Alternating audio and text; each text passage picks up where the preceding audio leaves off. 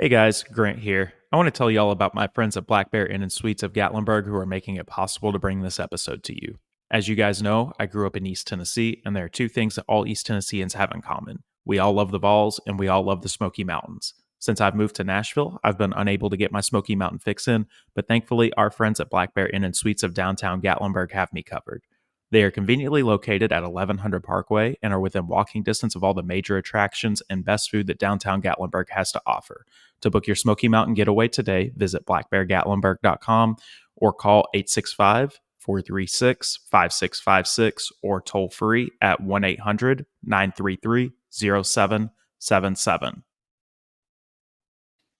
Welcome to this edition of the Vawlin Out podcast. I'm your host, Jordan, here with my co-host, Grant A. Williams. How you doing tonight, brother?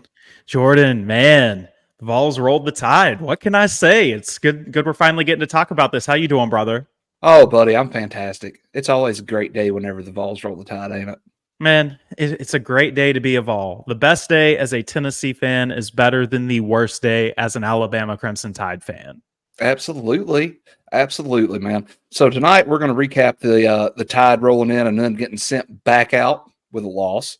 We're going to talk about player of the game, put somebody on the Vawlin Out Milk Carton, take a trip around the SEC, and also look ahead to next Saturday's game with Vandy with our friend Corey Burton from Locked On Vandy. You ready to hit it, bro?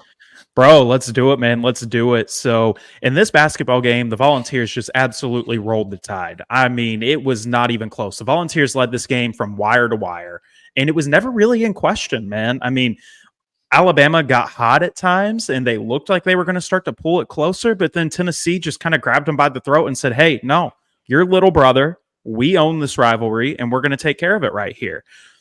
In this game, the Volunteers won by 20 points, 91-71.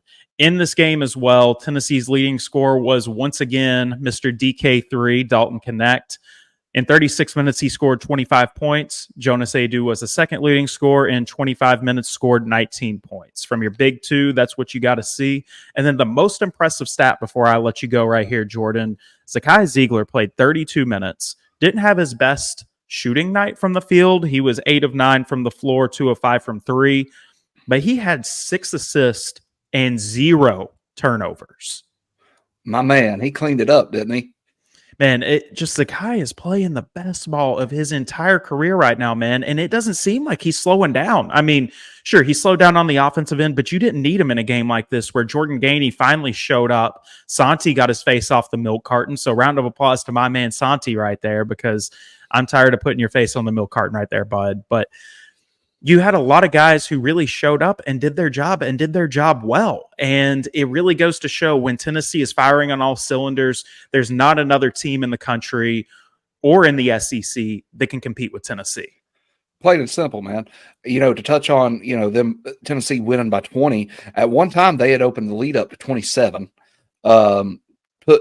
Played tight defense on them for a good portion of the first half, really the whole game. But they had, at one time, Bama had not scored for almost 4 minutes. Then to touch on Santi getting off the milk carton, he is the 10th player in the SEC with at least 300 threes in his career. Man. And that's not some BS COVID stat right there either. People seem to forget Santiago Vescovi did not join the Tennessee Volunteers until the first game in January back in 2020. So he's only played 4 years of college basketball, where guys like Josiah Jordan-James, Dalton Knecht, this is their 5th year of playing college basketball. And what Santi's doing, man, and what he's been able to do is just unbelievable. Sure, we've all been very critical of him this season. Everybody in Vol Nation has been. It's not just been me and you, but Santiago Vescovi is still a glue guy for this team and can really help Tennessee get to where they want to get to this year. Absolutely. He's going to be, there's going to come a game this year where Tennessee needs him to step up, and he'll do it. He'll do it. I truly believe that. Man, I mean, he hit 2 threes in this game. He also shot another one, which was a layup that was just beautiful. It got in there to him, and he got that. Santi ended his night with 10 points, 3 of 7 from the field, and 2 of 4 from the line. The only concern that I really have with Santi that's not there from where it was in his previous parts of his career is the free throw shooting percentage. You used to always be able to count on Santi from the line. Well, now you're kind of having to say, hey, we'd rather have Dalton shoot it. We'd rather have Zakai shoot it. Hell, we'd rather have Aidoo shoot it at this point. Sure. Well, I think part of that too maybe comes from where Santi's not getting his opportunities to go to the hole as much and not getting put on the free throw line as much. When you're a good shooter, you're used to getting those calls and getting your chance at the free throw line, and you don't get it for a little while. Maybe it's like, well, maybe I'm not going to be able to get in the rhythm that I was in. Maybe his rhythm's off going to the free throw line, something like that. You know what I'm saying? Yeah, it could be, man. You're absolutely right whenever you say that. He's a volume shooter, and the only way to fix what Santiago Vescovi has been going through is to get up as many shots as he possibly can and to be able to get out of that slump. And he's deferring more now because you've got just a dog on the offense in Dalton Knecht. I mean, I don't know what else to say about the guy. He's a freaking dog, man. But he's going through, he's doing the things he needs to be doing still to help his team win. And where Santi really helps you out this year is on the defensive end as well. True. Absolutely. He's still playing phenomenal defense, but I'm going to touch on this too. Maybe DK needs to go on the milk carton this week. Off night, 25 points. Off night and you score 25, man. I mean, we're talking about him like he's the second coming of Kevin Durant at that point. Right. I mean, hey, he's White KD. White KD, man. That's what I want to call him. I'll take it. A couple things really stand out to me from this game. And Tennessee only had 7 turnovers in this basketball game, where the Tide had 22. And that right there is just massive for what Tennessee needs to be able to do. And Nate Oates had a really good thing that he said, listen, we don't have guys that are as good of defenders as Meshack or Zakai Ziegler. And whenever they try to kick the ball out, well, you have somebody running straight over to them. Like, the ball's right here, then they go right here to it. They go straight to it right away, versus where other teams, Alabama's been able to really throw them off of their defensive game plan. And it shows, man, with what the Volunteers were able to do on Saturday at the Food City Center. Man, I'll tell you, that was one thing that they were talking about during the game was how Tennessee, they're not ever square on defense. Never. Like they stay right in front of their guys, slide their feet. They play. It truly is elite defense. Like, I mean, there's no questions asked. It's truly elite defense. Well, and that's what you get when Richard Dale Barnes is your basketball coach. You know you're going to play the best defense out of anybody that you'll see. And then you just keep it rolling, man. And what makes Tennessee so different this year is you've got Dalton Knecht. And Jonas Aidoo has made a major, major, major step in the right direction. And you finally have the guys who can get the ball in the hoop at the end of the day, where last year, if Santi was cold, you lived and died by Santi basically for the past 3 seasons. And if Santi was good, you were good. If Santi was bad, well, you're going back to the 865 with a loss right there. And you don't have those same problems anymore because you went out and you got Dalton Knecht. You went out and you said, hey, Jonas Aidoo, you have got to improve on what you're doing right here. This is what we need from you. And he's done it. And, man, I want to touch on Jonas Aidoo for just a second, because what the man has done this year and the growth we have seen, I'm not sure if we have ever seen a Tennessee basketball player grow as much as Jonas Aidoo has.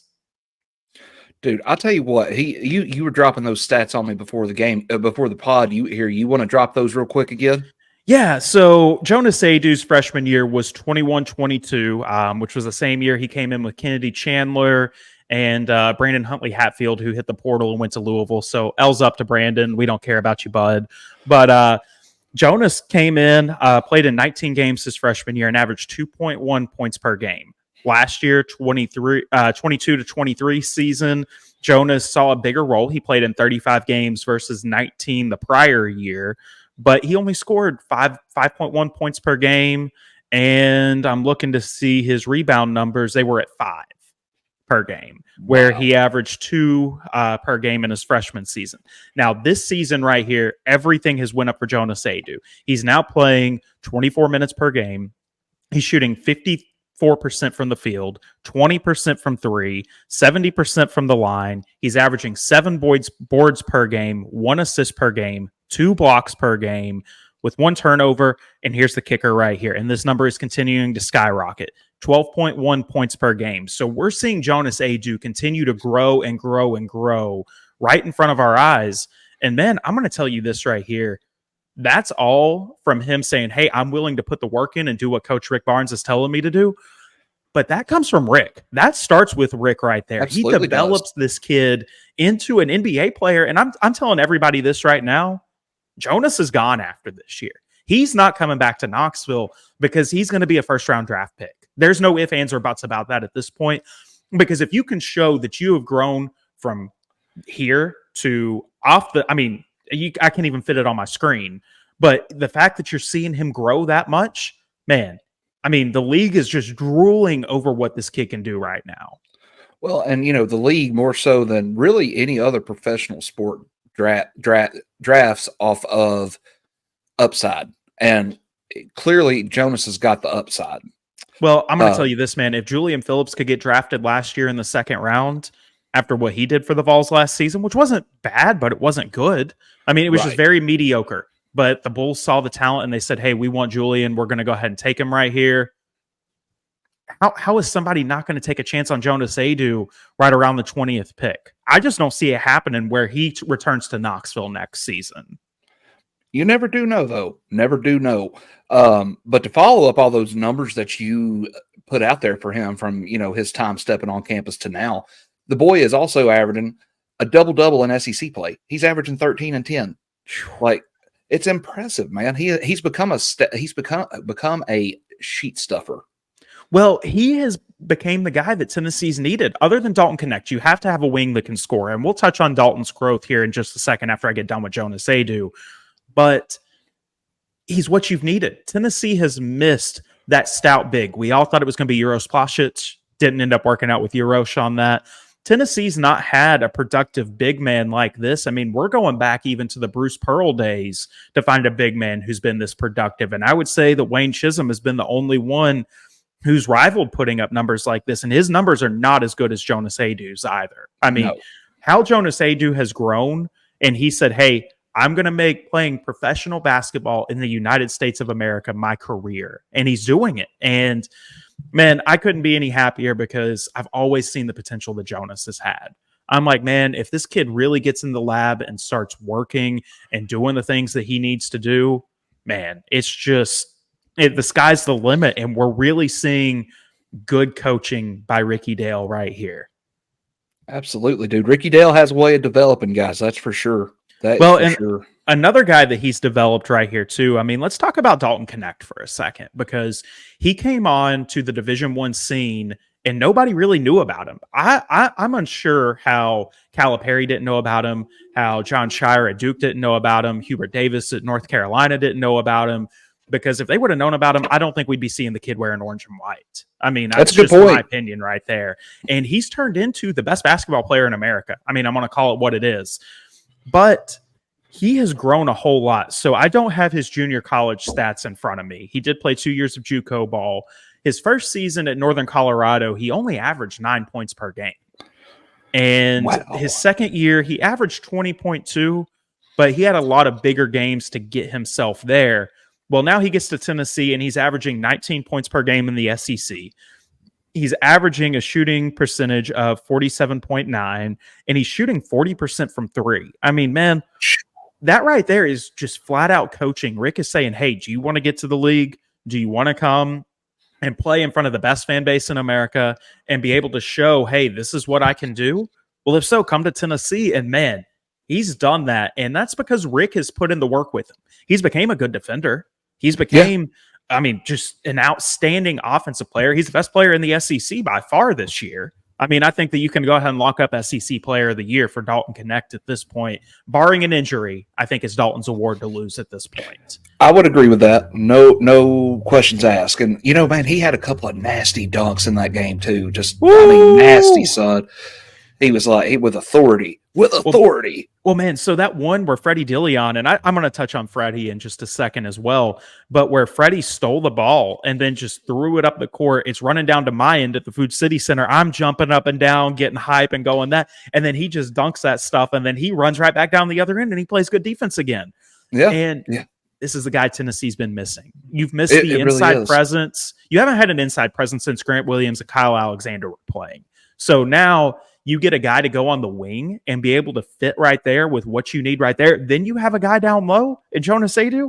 Man, I mean, I don't think that we all realize how special this Tennessee team is. Man, I tell you what, they're going to go somewhere this year for a change, I think. I don't think we're going to end up, with an early March exit and be disappointed. I just don't. Well, if it happens, there's going to be a lot of questions that need to be answered. But I don't think we're going to have to worry about that, man. And that's kind of like what Tyler said the other night when he was on the show with us. Once you get to Phoenix, all bets are off. And I think this Tennessee team has the offense to be able to get to Phoenix, and they have the defense. I mean, you're looking at the KenPom ratings. Tennessee's the 4th-rated KenPom team in the country right now. I mean, that's basically saying you're Final Four bound. I'm just going to call it what it is. And sure, you may run into a team that's hot in the tournament in the Elite 8 or Sweet 16 and knock you out that way. But I don't foresee that happening because your defense is so damn good. And then you've got a hell of an offense to go with it. Yeah, absolutely, dude. I mean, that's just, they just keep on.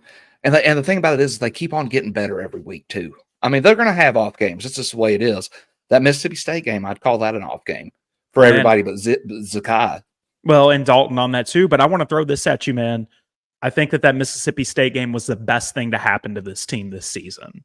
Very well could be. Good teams use those type of games as learning moments, and that seems to be what they've done so far. Well, and it's not even just that, man. I think Tennessee walked into Starkville and said, no, this is our league. We don't have to show up. This is a team that was ranked. They've fallen out of the rankings. We don't have to do what we normally would, and we're still going to be able to walk out of here with an easy victory. And guess what, man? It didn't work out that way. You had to have Dalton Knecht just be Superman in the second half to be able to get you back in the game. And if he would have showed up in the first half, it's not even a basketball game. I'm going to call it what it is. And if Jonas Aidoo wouldn't have fouled out, Tennessee probably would have won that game. But they used that game, and they used the piss poor performance in Athens by the rest of the team, not named Dalton Knecht and Jonas Aidoo, to get to where they need to be. And you've shown it against Florida earlier in the week. You showed it against the Tide on Saturday, and you're continuing to grow on these things. And that's what Tennessee needs, man. I mean, I can't stress it enough. You've got the post play that you need now that you've been missing for the past 5 years. You've got the guard play that is honestly just about as good as it's ever been at Tennessee with Zakai. I mean, I'm going to call it what it is. And then you've got probably the greatest Tennessee basketball player of all time on the wing in Dalton Knecht. You're 100% right, man. I mean, it's just we've got a good thing going this year. Let's hope it continues. Well, I think it can, man. I don't foresee Tennessee falling off at this point. Yeah, I don't either. I don't know. So that being said, Grant, who you got as the player of the game, brother? Man, I mean, I'm going to roll with Mr. DK3 once again. Dalton's just playing out of his mind. I mean, it's hard to go against the guy with 25 points, 4 rebounds, 6 assists. No, that's Zakai. 2 assists for Dalton. It's just hard to really go against the guy. Honorable mention for this one, man, it's going to be Jonas Aidoo. I think that's the 2 we're going to have for the rest of the season. But, Bud, I want to throw it over to you. Who's going on the milk carton for the Tide? For the Tide game against the Tide?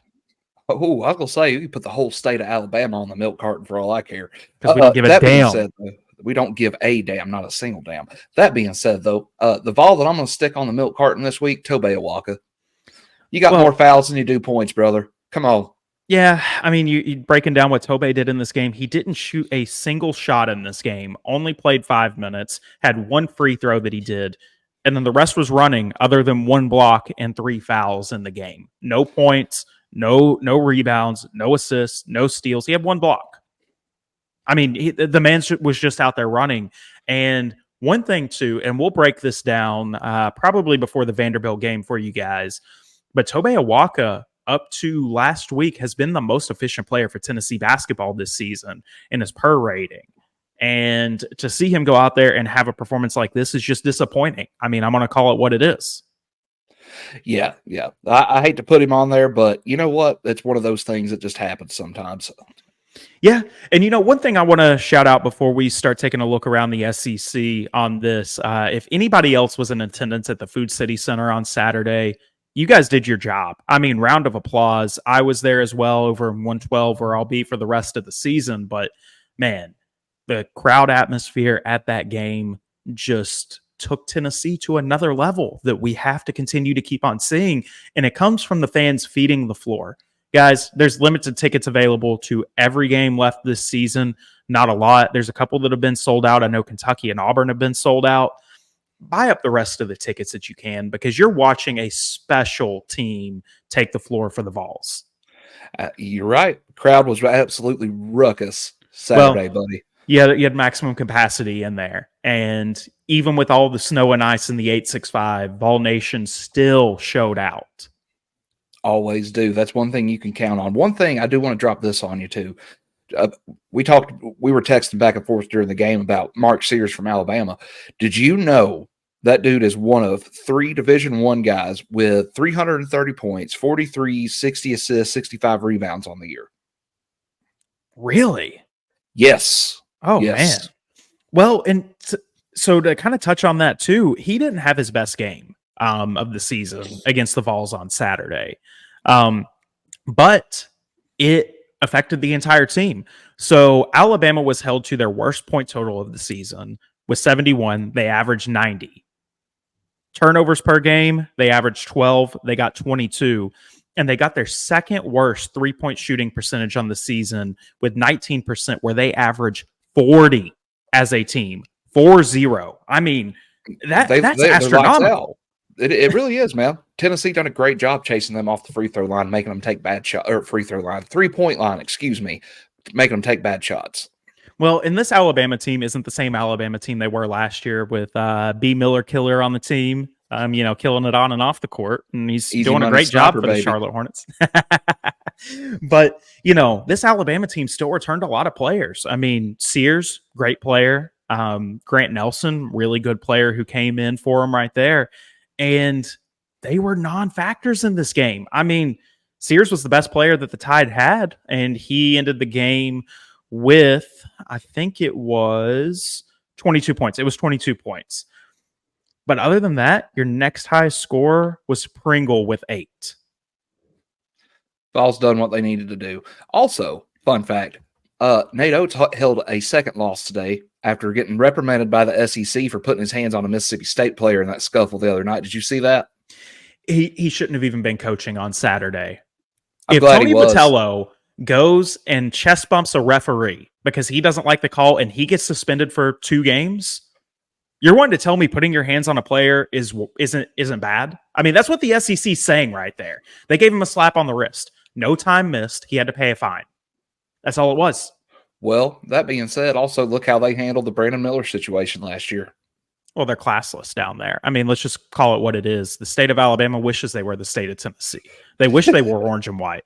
They wish that they had Rocky Top instead of just taking a song that's about the state of Tennessee. That's what they've done. It's a song about the state of Tennessee. That's what it is right there. But, man, and then one other thing I want to touch on, too, before we jump around the SEC on this. So, Tennessee's all-time steals record is 211, which is by Vincent Yarborough. Santiago Vescovi is sitting at second on the list with 192. Zakai Ziegler is sitting fourth on the list with 151. I think definitely Santi, I mean, he's within a puncher's chance of being able to break that record with 7 weeks left in the season. Then going into March, I mean, depending on how far Tennessee goes, you could see Santi break the record well into April. Well, Zakai, man, there's no way Zakai doesn't touch that record next season, in my opinion. I think we're going to see 2 teammates break the same record back to back. We'll have to keep track of that because we could do a little legwork in there and figure out just how many steals a game between now and then that Zakai would have to have. Santi's, you said, has 192 and the record's 211. Yeah, 211. So Santi should be able to touch that. He's 19 off, and there's, I mean, roughly, let's see, Tennessee is sitting on the season at You got 16 more games in the regular season that he could hit this one, and then you still got the possibility of 10 more after that. Santi will smoke that. I think so too. I think Santi will get that, and then I think Sakai gets it in his senior season on Rocky Top. Personally, it could happen. It could happen. We'll just have to watch that close. For the next episode, I'll do the legwork on that because I want to know what Sakai would have to average. You know what I'm saying? Because he could get it this year. It's not unrealistic. It's not unrealistic. I think that would be a very big stretch for Sakai to be able to get it this year. But man, you've got Santi who's going to end up getting that record this year. And then I think Sakai blows it out of the water next season as a guy who will have only played 4 seasons. Man, that boy from the Bronx, that underdog, he's become the alpha dog. He really has, man. He really has. And it's a pleasure watching the kid play. I mean, he's going to go down as one of my favorite Tennessee basketball players of all time. Absolutely, bud. Well, Grant, you ready to take a trip around the SEC, bud? Bro, let's do it, man. Let's do it. So you had a full slate of games on Saturday. I mean, just really good basketball overall. But we're going to go through the games right here. So once again, man, Arkansas takes a loss, and they took this one to the Chickens from South Carolina. 77-64, where the Gamecocks now move to 15-3 on the season, 3-2 in SEC play. The Hogs are in an abysmal 10-8 on the season and 1-4 in SEC play. Mac for the Gamecocks scored 18 points, 9 rebounds, 3 assists, and Mark for the Hogs had 18, 2, and 1. Man, Arkansas is just they're surprising me, but they've had a lot of really bad injuries that has kept them from being able to do what they need to do this year. Sure. But they've turned into slaw, brother. Well, Musbus will get it fixed. I trust Musselman right there. Probably. I mean, I would put Nate Oates as probably the best coach in the SEC, then probably Musselman right after him. Honestly, just my opinion right there. Maybe that's a start bench cut for a different day for you to work on for me right there. We can do that. Top SEC coaches. But then, man, I'm going to jump into the next game, which was the 6th-ranked Volunteers, who are now ranked 5th in the country. So shout out us doing this on Monday. I get a little bit more stuff for you guys right there. Word up. But Tennessee, 91-71, Knecht, 25 points, and Sears, 22 points for the Tide. Rewind back if you want to hear a full breakdown of the game. Next game right here, Tennessee's next opponent, the Commodores from Vanderbilt. 5-13 on the season, 0-5 in SEC play. Mississippi State Bulldogs take care of business on this. 13-5 on the season, 2-3 in SEC play. 68-55 points for the Bulldogs. I mean, not really anything to talk about on that. Lawrence for the Commodores, 16 points, 4 boards, 1 assist. And Tolu Smith, man, just playing, I mean, out of his damn mind. He's a man child. Oh, man, it's unreal how good that kid is. And the fact that he played at Western Kentucky and then transferred into state is just beyond me. I don't know how he's not been playing SEC ball for 4 years now. Right. But he had 25 points, 11 boards, and 1 assist to go with that. Next game on the slate right here, we have the Aggies of A&M played a really, really good game against the LSU Tigers. Both teams are currently sitting 11-7 on the season. The Aggies are 2-3 in SEC play, and the Tigers are 3-2 in SEC play. But the Aggies got a big win, 73-69. Wade Taylor was him in this game for the Aggies. 19 points, 5 boards, 4 assists. Where right for the Tigers, 15 points, 10 boards, 6 assists. Man, well, I want to say this about Texas A&M, just from where we take our trip around the SEC every at least once, twice a week, whatever. Seems like Texas A&M is getting a little bit better as the season goes on. That's going to be a tougher game. Marginally better every single game. They're getting a hair better each game. And then I'm going to say this, man, Buzz is doing a great job down there in Aggie Land and College Station. Yeah, I don't want to play them in March. And they'll find a way to get into the tournament. We all know that. It's not going to be an issue for the Aggies on that. But whenever they come out here to Nashville, man, for the SEC tournament, I don't want any part of Tennessee teaming up against the Aggies to go up against them. Right. And LSU's taking baby steps, getting a little bit better every week too. So surprising to me because I didn't think LSU would even have a pulse this season, honestly. Free space. Free space, yeah. Shout out to Steven on that one, and it was not a free space for his Rebels right there. Moving on to the next game, Florida Gators, 12-6 on the season, 2-3 in SEC play, took on 8-10 Missouri. I mean, I That's a can't shocker believe too. we're talking about Missouri like that this year, but they are 0-5 in SEC play, and the Gators got a win 79-67. Samuel for the Gators, 17 points, 3 boards, 2 assists, and Bates for the Tigers. Let me make sure I get this right here. 36 points in a loss. Good Lord, man. He scored over half that team's points. I mean, I'd be pissed if I put that out there and they lost. I'd be like, I didn't lose. You guys lost. Yeah, I mean, you're not wrong right there. And then the last game of the slate, this one was not even close. And I watched a lot of this game on Saturday night. Auburn Tigers, 16-2 on the season, 5-0 in SEC play, took on the 22nd ranked Ole Miss Rebels, 15-3 on the season, 3-2 in SEC play. And the Tigers just mollywopped them, 82-59. Woo! Yeah. Williams for the Tigers, 13 points, 1 board, and 1 assist, where Flanagan for the Rebels, 10 points, 4 boards, and 1 assist. Bruce has got them boys playing some ball, brother.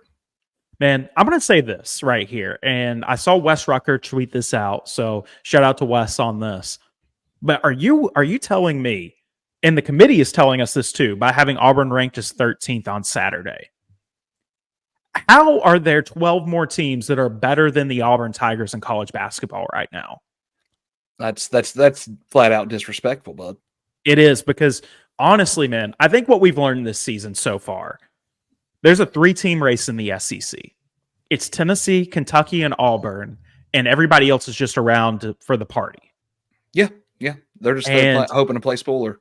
Yeah, that's really what the rest of the SEC is this year. And by no means am I saying anything bad about the SEC by saying that.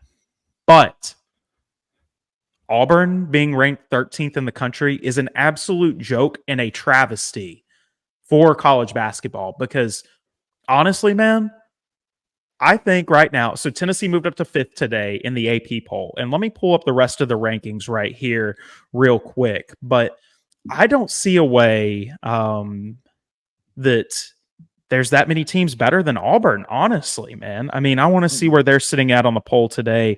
So your top 5 right here is UConn, Purdue, North Carolina, Houston, and Tennessee. Kentucky is sitting at 6, and Auburn moved up to 8. I still don't think that there are 7 teams better than Auburn in college basketball this year. I will go out on a limb here and say Kentucky is not better than Auburn. I agree with you on that. I agree with you completely on that. And that new kid that played for Kentucky on Saturday, he is going to give us some problems in 2 weeks. Well, did we touch on that Kentucky-Georgia game? Yeah, we did. We did. Okay, my bad. I thought we did, but I wanted to make sure. 105-96. We're about to have a couple of tough games, and probably at least 2 or 3 more that we're not expecting to be tough games coming up. So yeah. I agree. I mean, honestly, if I'm rewriting the top 5 right here, I probably put Purdue back at 1. They've got 2 losses. I just think they're a better team than UConn. I'd probably slate UConn in at the 2. I don't want to sound like a homer here. I'm probably putting Tennessee at the 3. Honestly, I think Tennessee's the 3rd best team in college basketball this year. And keep the Houston Cougars right at 4. I would put Auburn at 5. I think Auburn's the 5th best team. Kansas, I'd probably put them at 6, and I'd put Kentucky at 7. I think you could go that 5 to 8 spots. You could go Kansas, Auburn, Kentucky, anywhere in that order. Anywhere in that order, you wouldn't get it wrong. No, I think Auburn is just that much better than everybody else this year, with the exception of Tennessee. And whenever they come to the Food City Center in February, oh man, you want to talk about a hell of a game on a Wednesday night. Going to be a slobber knocker, bud. Well, and Bruce always seems to have our number, man. So if we can find a way to keep him from doing what he likes to do, man, it's gonna be a fun one right there. And to touch on Auburn for just a minute, I know it seems like we're having an Auburn love fest right now, but they extended their win streak with wins over double digits to, I want to say, 10 or 11 this week. Man, So, I mean, they're kicking everybody's ass that they're playing. I mean, I still think 8 is disrespectful to the Tigers on the Plains, if you ask me. yeah, absolutely, man. I think that they really need to be sitting at that 5, move Tennessee up to the 3. Like I said, I mean, I broke it down to you guys how I would do it. Obviously, they don't give me a vote, but that's how I would do it if it was me. But we'll start lobbying for that. Yeah, hey, give the Vawlin Out boys a vote on that. Well, Jordan, man, how about we get a word from our sponsors, and then we will be right back in with Corey Burton from Locked On Vandy. Sounds good, brother. Let's do it. Hey, y'all. Jordan here. I wanted to tell you about our friends at Three Kings of Cardboard, the go-to spot to upgrade your sports memorabilia collection. Check out their Facebook group and eBay at Three Kings of Cardboard. I have dealt with them personally and will not deal with anybody else. My favorite item is my Jalen Wright 1-of-1 Bowman U Superfractor that they pulled me. Check out our friends at Three Kings of Cardboard today. If you're looking for the perfect Smoky Mountain vacation, Mountain Romance is your cozy romantic getaway. Starting at $129 per night, you get 2 bedrooms, 2 full baths, and this beautiful cabin will sleep up to 6 people. With an amazing mountain view, fire pit, pool table, and hot tub, this place has it all and is located within minutes of downtown Gatlinburg. To inquire, go to Airbnb and search for Mountain Romance or email bearslair2021@gmail.com. We're back with Corey Burton from Locked On Vandy. How you doing tonight, Corey? Man, I'm great, Jordan. Man, thanks for having me on. I'm excited to be a guest on the Vawlin Out podcast. Hey, there you go, man. I know we probably got a little bit too much orange for you, but hopefully that's not a deal breaker. Yeah, I'm here, so it's all good, right? Absolutely, man. We're glad to have you, brother. So, you want to jump in and tell us a little bit about Vandy's basketball team this year? What we can expect from you guys here next Saturday?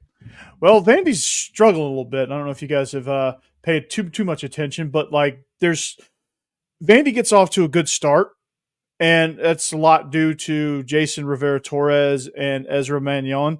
Both of those guys are dynamic players. Rivera-Torres can shoot it pretty well when he gets hot, and then Mannion is just a creator. And once they go cold or they get in foul trouble, they're like late in the first half in a lot of these games, the opposing team goes on a run. And once they go on a run, it just seems like Vandy's playing catch up from here on out. They take bad shots, not much presence down low, so rebounding is kind of out of the question for the most part. And really, it's just injuries have taken its toll, inexperience has taken its toll, and the lack of inside presence has kind of taken its toll. And we've lost 5 in a row. Yeah, and in that 5 in a row, man, I mean, SEC play, you guys still don't have a win yet. Looks like the last win, and I'm pulling up the stats right now, came against Dartmouth on December 30th. Sorry, right there, thinking of different months. But Vanderbilt looks like they've kind of had a tough run at it this year. What kind of has changed? Because last year Vanderbilt was a pretty good team. I know Stackhouse was coach of the year, and you guys beat us on a buzzer beater, and actually had my face on ESPN after that. So, what happened? Injuries, graduation, transfers. It's a completely different team. I think Mannion is the only one that's really kind of the holdover from last year's group. And it's just a team that's just changed drastically with those factors. And it's a team that doesn't shoot very well. Yeah, that'll do a lot of it right there. I know Mannion, he's a hell of a player. I mean, the guy's, it seems like he's been there for forever and a day. Was he the one who hit that buzzer beater on Tennessee last year, if I remember right? He was, yes. Right over there in my corner over at Memorial Gymnasium, too. So. I still remember seeing Grant's face. Yeah, I was like, Sports Center. Like my mouth was on the floor. You did the surrender cobra? I love it. Like my hands were on top of my head, and then my jaw was on the floor, and ESPN just panned straight over to me and our buddy Michael, who we were with over at the game, and I was just like, oh, man, come on. So you made ESPN, too. I made ESPN on that. So maybe that'll help us out some. But, Ezra Mannion, man, I mean, just hell of a player and really good player. What is this, his senior year or his junior year? You know what? He's been there so long, it's kind of hard to – I think it's his senior year. Let's see. I will tell you right now. Yeah, it is his senior year. He's from Antioch, California. Antioch, Antioch, California. I knew he's been there for a while and he's a veteran, but sometimes, with all the COVID years, it's like dog years at this point, It really is. Who He's else? been there 21 years in dog years. There's a college football player that's entering his 9th season. Like, how does that happen? Yeah. Not at Miami. Yeah, he missed. I saw that the other day. He missed 4 years due to injury, and then he opted out during the COVID year, and then he never played football until 21. And the guy's my age. I mean, just kind of crazy to think about on that. It is crazy. Yeah. Is it crazy or is it smart? Well, smart, taking advantage of the system. Heck, yeah, absolutely. Yeah. Like a food stamp guy, Yeah. And so it looks like a lot of your scoring does come from Mannion. Tyron Lawrence is a leader in rebounds, and it looks like Carter Long is the leader in blocks. Who are some of the other players that Vol fans need to look out for in this basketball game next week? The only one you haven't named, Jason Rivera-Torres. He's put up some double-digit point totals despite losing. Again, he's kind of found his own, kind of found his niche as far as shooting threes, being able to take advantage of open looks that Mannion creates for him.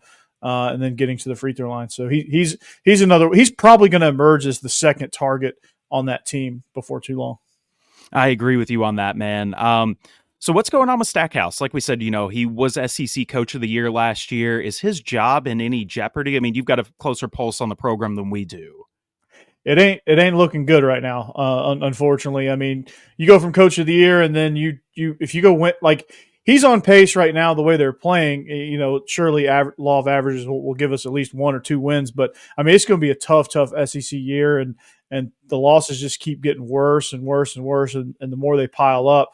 Going 5-8 in the non-conference didn't do him any favors. And then having a really bad conference run has made things tough for him. So, I don't see he's got to go on quite a run to kind of save his job, unfortunately. Yeah, and I mean Jerry Stackhouse has been a great coach and a great hire for Vanderbilt at one point. It's just kind of turned south. I think his style, honestly, I think he's a good coach. I just don't think he's right for the college game, maybe, because if you kind of look at his style, it's more of a pro style, which pro style, you expect those guys to be a little bit more advanced communication wise, shooting wise, things like that. And you're more of just managing egos and, occasionally putting them in good situations when they can't put themselves in good situations. In college, it's especially college basketball, it's a totally different world. I mean, just like college football to NFL is a totally different world as far as the way you coach. It's the same with pro and college and on the basketball side, because he came from the G League. And, I think he's ultimately, if he just gets himself back in the NBA circuit, I think he could kind of make his name there and be just fine. I just don't think he's really suited for the college game. Well, it's kind of like college football coaches going to the NFL. It don't always translate. No, it doesn't. No, it doesn't, because you don't really teaching is done at the NFL. Right. And if you come in, I think that's why even Nick Saban, I want to say kind of struggled. If they'd have landed Drew Brees, we may never know what Nick Saban would have been like at Alabama, because he'd probably still be with the Dolphins. But, just the styles don't translate. Like Spurrier, Hall of Fame college coach, washed out in 2 seasons in the NFL with the Redskins at the time. And just it's because it's 2 totally different styles. He's trying to teach, and those guys aren't having it. Those guys are all making more than he does and more than the coaches do. And so you're just there again, managing egos, building scheme, and things like that.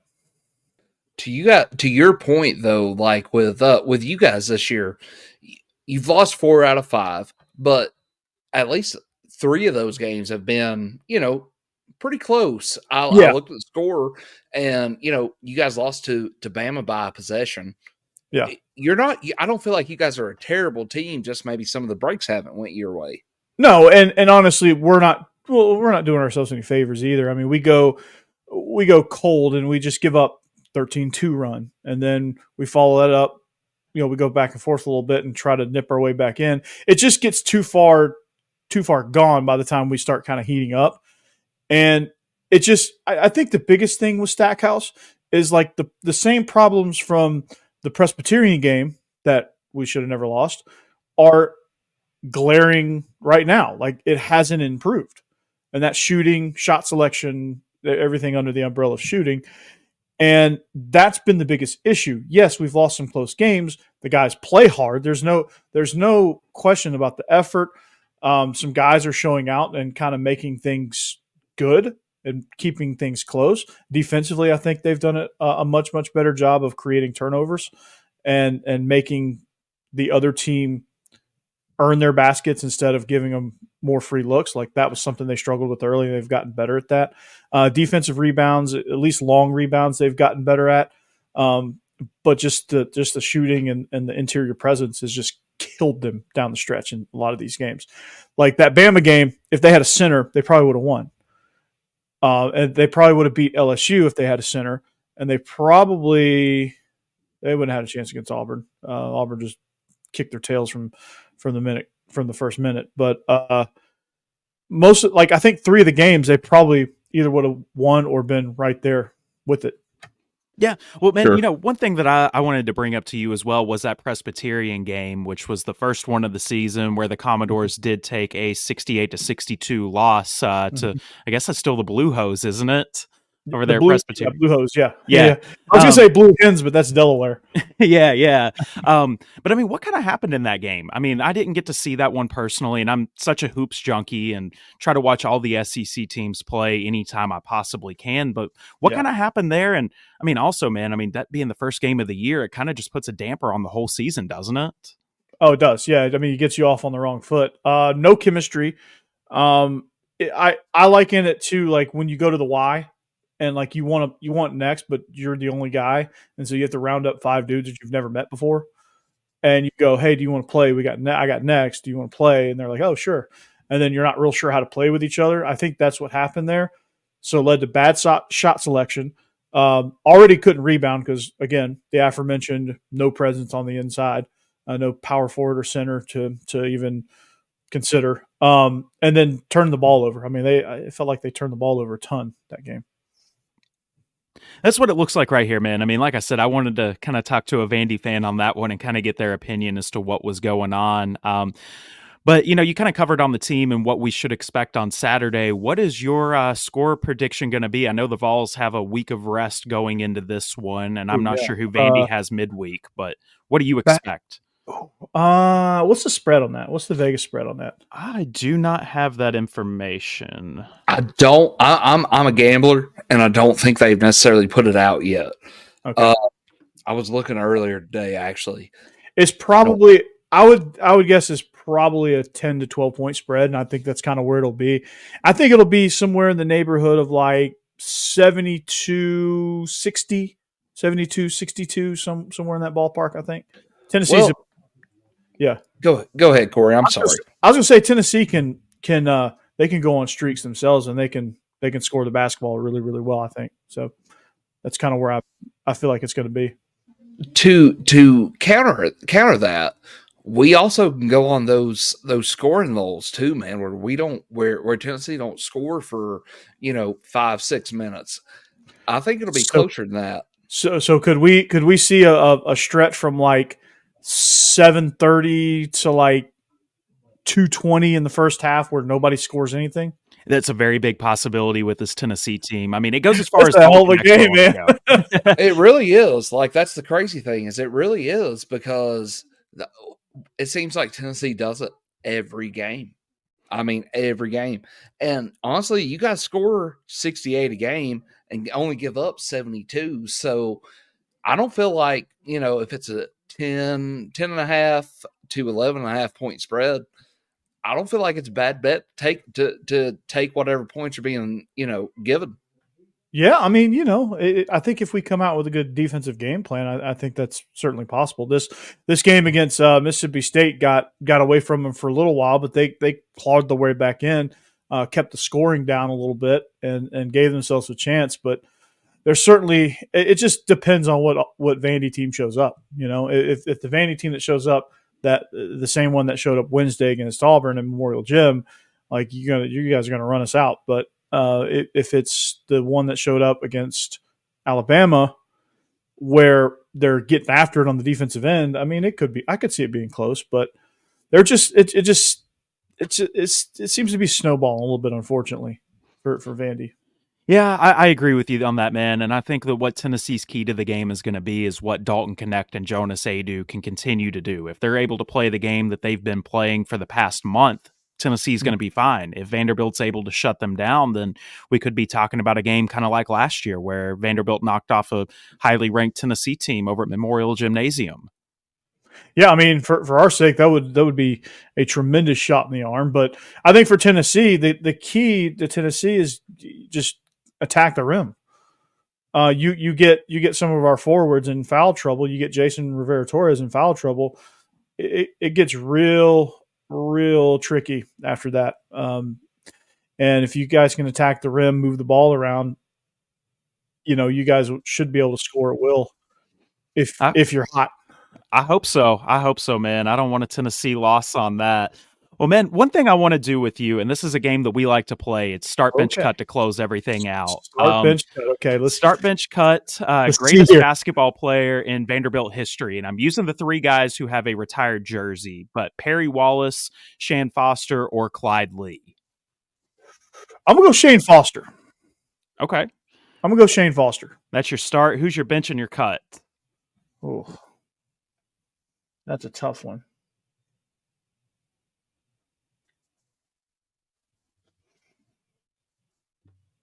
All right, give it to me again. I got to hear him. I'm an auditory person. Start, bench, cut. Perry Wallace, Shane Foster, Clyde Lee. All right, I'm starting Shane Foster, benching Clyde Lee, and cutting the other. You're going to cut Perry Wallace. It looks like he played 67 to 70, so we're going back a ways right there. Yeah, I'm cutting Perry Wallace. Sorry, Perry. Shane Foster, man, I just saw him play. He's it might be a little recency bias, but I remember that kid, man. He could just flat out shoot the ball. Yeah. Flat out shoot the ball. Jordan, what's the start, bench, cut you prepared for tonight for Corey? Your most hated rival team. Oh, okay. Give him your three. And if it's the Vols you're starting, we're good with it. Okay. Hit me with it. Are you gonna present me with three or do I'm sorry. Vols. Let's say Vols, Florida, Kentucky. Okay, so if this were football, I would say, well, actually for both, I'm gonna say start Tennessee, bench Florida, and cut Kentucky. We love you too, Corey. It's in state. Man. It is what it is, dude. We got to go in state, man. So for your listeners, sorry about it, but we just got to stay. No. I wouldn't be true to the brand if I didn't say start Tennessee. I understand that, man. I mean, living in Nashville, I get all the hell from all the Vandy fans when I wear my orange, so I get it, man. Yeah. Hey, I'm telling you, Florida's nipping on y'all's heels, though. I can tell you that. Yeah, well, everybody. I grew up in Atlanta, so I have a little bit more Florida fans around me. Kentucky, I don't know. For Kentucky, doesn't bother me. I mean, I know they're really good at basketball all the time, and the whole Cat Atlanta thing, but for some reason, it doesn't really bother me. It doesn't really do much for me.